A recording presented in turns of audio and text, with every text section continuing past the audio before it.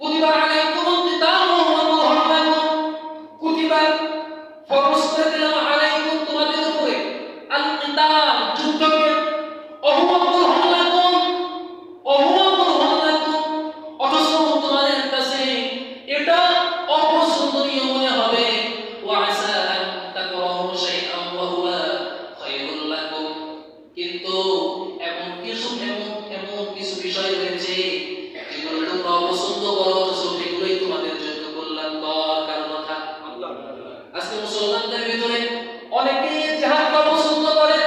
আল্লাহ তো এই কথাটাই বলতেছেন, তোমরা অনেকেই আসলে জিহাদকে অপছন্দ করো, কিন্তু আসলে এটা তোমাদের জন্য কোনো ক্ষতিকর বিষয় নয়, বরং তোমাদের জন্য জিহাদ হলো কল্যাণকর। সুবহানাল্লাহ। আল্লাহ পাক রব্বুল আলামিন আরো বলেন, ওয়া আসা আন তুহিব্বু শাইআন ওয়া হুয়া শাররুল লাকুম, আর তোমরা যেটা পছন্দ করো, জিহাদকে তোমরা পছন্দ করো না, তোমরা পছন্দ করো কুফর আর তাগুত মুমিন একসাথে মিলেমিশে থাকা, এটাকে তোমরা পছন্দ করো। আল্লাহ পাক রব্বুল আলামিন বলেন, এই যে কুফর তাগুত মানুষের বানানো তন্ত্র এই সমস্ত দিক বিষয়গুলো তোমাদেরকে জিহাদকে পছন্দ করতে শিখিয়েছেন, এই জিহাদকে তোমরা পছন্দ করো। আর তোমরা যে মানুষের বানানো এই সমস্ত তন্ত্র মানুষের নিয়মকে যে তোমরা পছন্দ করতেছো, আল্লাহ তাআলা বলতেছেন, ওয়া আসা আন তুহিব্বু শাইআন ওয়া হুয়া শাররুল লাকুম ওয়াল্লাহু ইয়ালামু ওয়া আনতুম লা তা'লামুন, তোমরা যেগুলোকে পছন্দ করতেছো এটাই তোমাদের জন্য ক্ষতিকর, আর যে জিহাদকে তোমরা অপছন্দ করতেছো সেটাই তোমাদের জন্য কল্যাণকর। সুবহানাল্লাহ। আল্লাহ তাআলা তারপরে বলতেছেন, ওয়াল্লাহু ইয়ালামু ওয়া আনতুম লা তা'লামুন, আমি যে আদেশ করেছি, যে হুকুম করেছি, তোমরা এটা নির্ভীককে মেনে নাও, কারণ আমি আল্লাহ পাক রব্বুল আলামিন যা জানি তোমরা তা জানো না। সুবহানাল্লাহ। সাকি করার কোনো সুযোগ নাই। আমার ভাইরা, এই সমস্ত বয়ান করার পরে আল্লাহ পাক রব্বুল আলামিন সূরা আল ইমরানের মধ্যে সতর্ক করছেন, খবরদার আমি যে আইন করেছি আইনকে তোমরা ভয় করো, অতএব তোমরা যদি মুসলিম হয়ে থাকো, মুমিন যদি হয়ে থাকো, তোমরা এটাকে মেনে নাও, কেননা যদি মেনে না নাও তাহলে কাফেরদের জন্য যে জাহান্নাম নির্ধারণ করেছে সেই জাহান্নামে তোমাদেরকে যাওয়া লাগবে। আল্লাহ তাআলা বলতেছেন, ওয়াত্তাকুন নারাল্লাতী উইদ্দাত লিল কাফিরিন, কাফেরদের জন্য যে জাহান্নাম নির্ধারণ করেছি তোমরা সেই জাহান্নামকে ভয় করো, তোমরা সেই জাহান্নামকে ভয় করো। আর যদি জাহান্নামকে ভয় না করো, আর যদি এই হুকুম আহকামগুলো আমার মেনে না নাও, তাহলে আমি আল্লাহ পাক রব্বুল আলামিন কিন্তু তোমাদেরকে সেই জাহান্নামের মধ্যে নিক্ষেপ করব। নাউযুবিল্লাহ। আমার ভাই আল্লাহ তারপরে বলতেছেন, ওয়াতিউল্লাহ ওয়ার রাসূল লাআল্লাকুম তুরহামুন, দুনিয়ার ভিতরে তোমরা কারো অনুসরণ করো না, শুধুমাত্র একমাত্র কেবলমাত্র আমি আল্লাহ তাআলার অনুসরণ করো, অনুকরণ করো, যাতে করে আমি আল্লাহ পাক রব্বুল আলামিন তোমাদের উপর রহমত নাযিল করতে পারি। সুবহানাল্লাহ।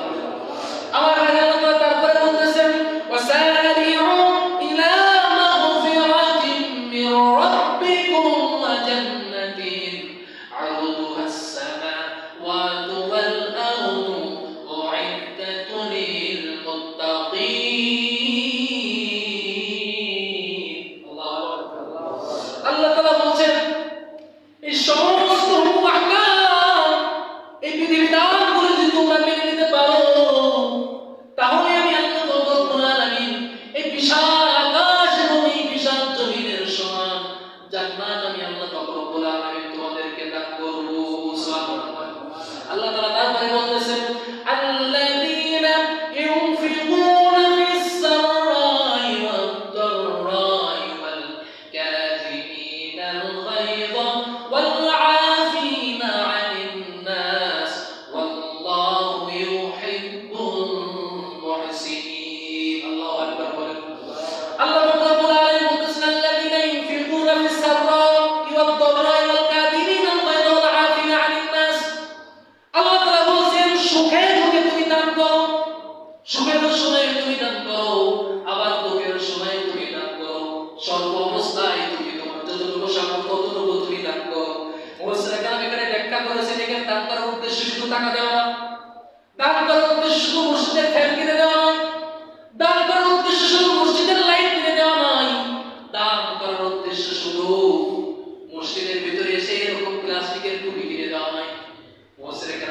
বলতেছে এখানে দান করার উদ্দেশ্য হলো ইসলামের জন্য প্রয়োজন হলে তোমার জীবনটাকে দান করা লাগতে পারে।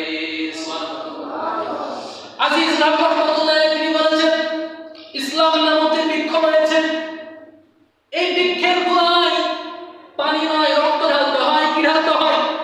আরো জোরে বলেন, কি ঢালতে হয়? পানি নয় রক্ত ঢালতে হয়। ইসলাম নামক বৃক্ষের গোড়ায় যত পরিমাণে রক্ত ঢালা হবে তত তাড়াতাড়ি ওই জমিনের ভিতরে আল্লাহ রব্বুল আলামিন ইসলাম কায়েম করে দিবে।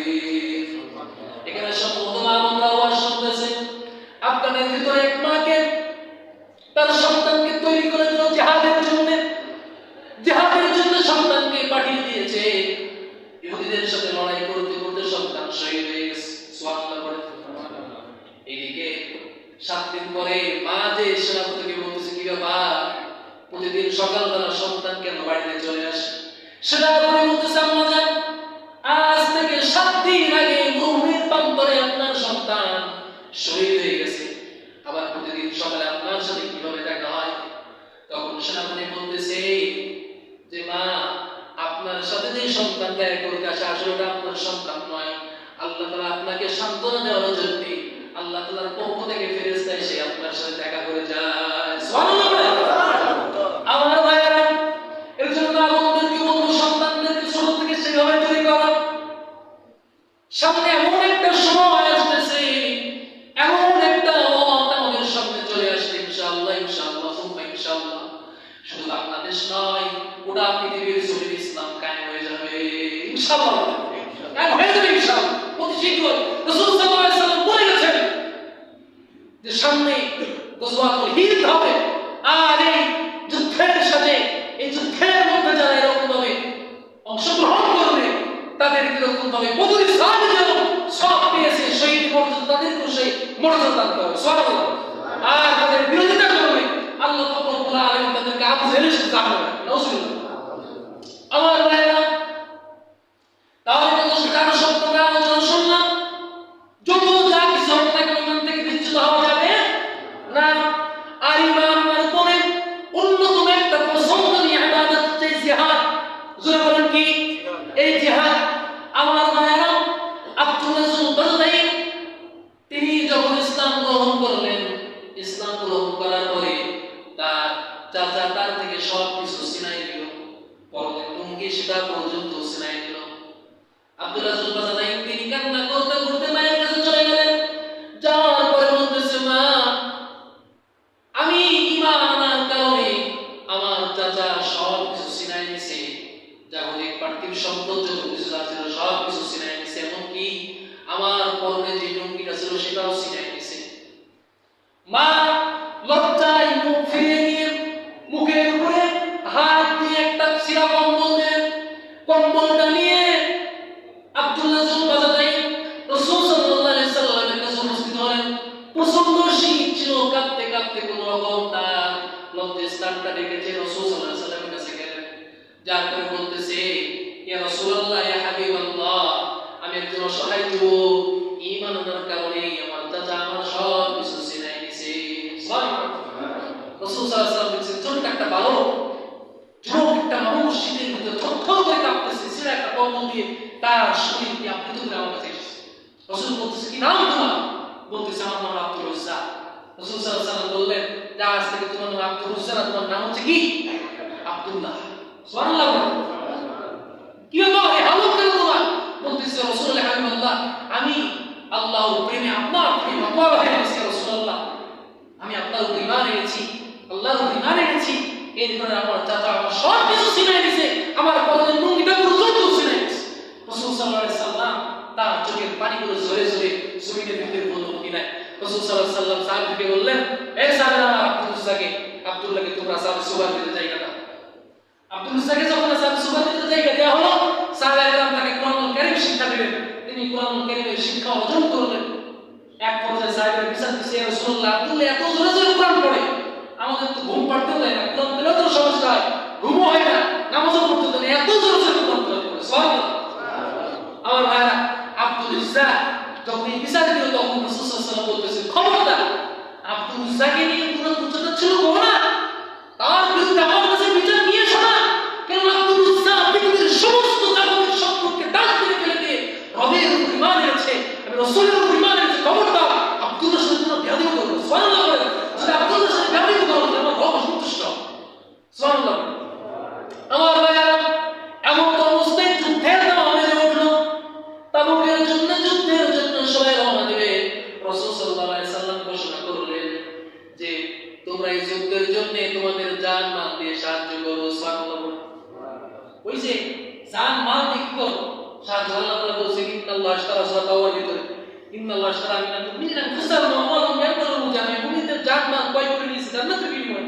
আল্লাহ সুবহানাহু ওয়া তাআলা তোমরা জান মাল দিয়ে আমাকে সাহায্য করো। এই যে যারা হুজুররা ইসলামের জন্য যে চাঁদা উঠায়, এটা নতুন না আগে থেকে?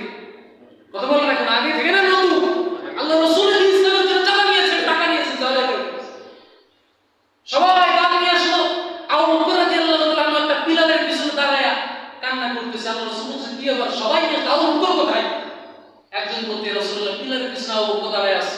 আবু বকর রাদিয়াল্লাহু তাআলা তিনি মাথাটা নিচু করে আল্লাহ রাসূলের কাছে কান্না করতে করতে আসতেছে। সুবহানাল্লাহ। যখন কান্না করতে করতে আসলো তখন আল্লাহ রাসূল বলছে কি আবু বকর তুমি কান্না করো কেন? তখন বলতেছি ইয়া রাসূলুল্লাহ ইয়া হাবিবাল্লাহ, বাড়িতে আমার সম্পদ একটুকুই ছিল। আল্লাহ রাসূল তার জমিটা বলে দেখতেছে মাত্র 2 কেজি গম। সুবহানাল্লাহ বলে কিন্তু আর কি আছে? তখন আবু বকর বলতেছে ইয়া রাসূলুল্লাহ যাবতীয় যত সম্পদ ছিল বাড়িতে, এমন কি বেড়ার ভিতরে একটা সুচ ছিল, সেই সুচটাও আল্লাহ রাস্তায় নিয়ে আসছি, না জানি জিহাদের ময়দানে কোন কাজে লাগতে পারে। সুবহানাল্লাহ বলে আবু বকর বলতে আল্লাহ রাসূল সাল্লাল্লাহু আলাইহি ওয়াসাল্লাম বলতেছে উসমান দান করেছে, উমর দান করেছে, সবাই যা দান করেছে ওয়াল্লাহি আল্লাহর কসম করে তোমার দান সবচেয়ে আল্লাহর কাছে বেশি পছন্দ হয়েছে। সুবহানাল্লাহ বলে আমার ভাইরা জিহাদের ময়দানে রওনা দিল। আব্দুল্লাহ কথা মনে আছে তো? এখন জিহাদের ময়দানে আল্লাহ রাসূল যাচ্ছেন, পথের মধ্যে আব্দুল্লাহ চলে আসছে। সে বলছে রাসূলুল্লাহ ইয়া হাবিবাল্লাহ, আমি তো ইসলামের উপরে ঈমান আনার কারণে, আল্লাহর উপরে ঈমান আনার কারণে আমার যা ছিল সবকিছুই তো ছিঁড়ে গেছে। তবে আল্লাহ তাআলা তো কোরআনে ঘোষণা দিয়েছেন যে জান মালের দুনিয়া আল্লাহ তাআলা আমাদের জান্নাত দিয়ে দিয়েছেন। রাসূল আমাদের কিছুই নাই, শুধু জীবনটাই বাকি আছে। ইয়া রাসূলুল্লাহ আমি চাই আপনার সাথে তাবুকের যুদ্ধে যে আমার জীবনটা দেন। আল্লাহ রাসূল বলতেছে খবরদার একটা গাছের বাকনা নিয়ে আসো। আব্দুল্লাহ একটা গাছের বাকনা নিয়ে আসলেন। রাসূল বাকনাটা নিয়ে একটা দোয়া করলেন যে আল্লাহ কাফেরদের যুদ্ধে যাবে এই আব্দুল্লাহ রক্ত হারাম হয়ে যায়। সুবহানাল্লাহ। আল্লাহ রাসূল বললেন আব্দুল্লাহ তুমি কোনো চিন্তা করো না, তুমি এই যে জিহাদের ময়দানে যাইতে পারো না, তুমি যেহেতু আল্লাহর রাস্তায় রয়েছে ইন্নাল্লাহ আশতারা ফি সাবিলিল্লাহ, আল্লাহর রাস্তায় যেহেতু তুমি রয়েছো, তুমি যেখানেই থাকো যে অবস্থাতেই থাকো, যদি তুমি মারা যাও ওয়াল্লাহি আল্লাহর কসম আল্লাহ পাক রব্বুল আলামিন তোমাকে শহীদের মর্তবা দান করবে। সুবহানাল্লাহ। আব্দুল্লাহ সালাম কি করলো? নিজের জান মাল সব কিছু তিনি আল্লাহর রাস্তায় উৎসর্গ করে দিলেন। কথা ঠিক কি না? তো শুধু তিনি নিজে আজকে আমরা টাকা পয়সা দিয়ে তিনি ইসলামকে সাহায্য করতেছি, এটা দিলে হবে না। প্রয়োজন আসতে পারে, ওলামায়ে হক্কানিদের পক্ষ থেকে ডাক আসতে পারে, বাতিলদের বিরুদ্ধে ঝাঁপিয়ে পড়ার জন্য ডাক আসতে পারে। নিজের বিবি বাচ্চা জান মাল সবকিছু আল্লাহর রাস্তায় দিতে সক্ষম আছেন ইনশাআল্লাহ। যে হাত তোলা লাগে না কেন প্রশ্ন আছেন ইনশাআল্লাহ। আল্লাহ পাক রব্বুল আলামিন আমাদেরকে যেন কবুল করেন, সবাই বলেন আমিন। শেষ পর্যন্ত রাসূল সাল্লাল্লাহু আলাইহি ওয়াসাল্লাম শেষ করে দিয়ে তাবুকের যুদ্ধে রওনা দিল। দিকে রোমান সৈন্যরা 2 লক্ষ সৈন্য নিয়ে প্রস্তুত। রাসূল সাল্লাল্লাহু আলাইহি ওয়াসাল্লাম যুদ্ধের সেনাপতি। দেখেন রাসূল সাল্লাল্লাহু আলাইহি ওয়াসাল্লাম যুদ্ধের সেনাপতি, আর আপনি বলেন জিহাদ ইসলামে কিছু নাই। আল্লাহ রাসূল নিজে জিহাদের সেনাপতি। সুবহানাল্লাহ বলেন তিনি নিজে জিহাদের সেনাপতি, এই যুদ্ধের সেনাপতি তিনি তাবুকের ময়দানে রওনা দিবেন। ওদিকে রোম সৈন্য 2 লক্ষ নিয়ে, এদিকে 30,000, ওদিকে রোমরা শুনছে রাসূল নিজে সেনাপতি হয়ে আসতেছে। এই কথা শুনে তারা পালায় গেছে। সুবহানাল্লাহ। এই কথা শুনে পালায় গেল। তার কিছুদিন পরে আব্দুল্লাহ ইন্তেকাল করলেন। যখন ইন্তেকাল করলেন তার লাশ নিয়ে আসতে নিয়ে আসার পরে রাসূল সাল্লাল্লাহু আলাইহি ওয়াসাল্লাম নিজে কবরের ভিতরে নামলেন। আব্দুল্লাহর লাশটা যখন কবরের ভিতরে নামবে আল্লাহ রাসূল সাল্লাল্লাহু আলাইহি ওয়াসাল্লাম বলতেছেন খবরদার লাশটা আমার হাতের ভিতরে আসতে দিও না, ওদের বিয়াদ যেন না হয়। লাশ নামছে আবু বকর, আর বেলাল রাদিয়াল্লাহু তাআলা তিনি একটা টিমটিমে একটা বাতি নিয়ে পাশে দাঁড়াইছিলেন।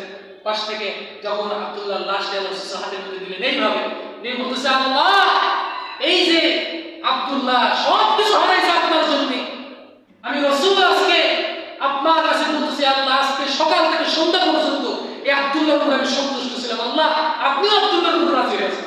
আব্দুল্লাহ আব্বাস পাশ থেকে বলতেছে এই লাশের জায়গায় যদি আমি হইতাম তাহলে আমার জীবনটা ধন্য হয়ে যেত। সুবহানাল্লাহ। আমার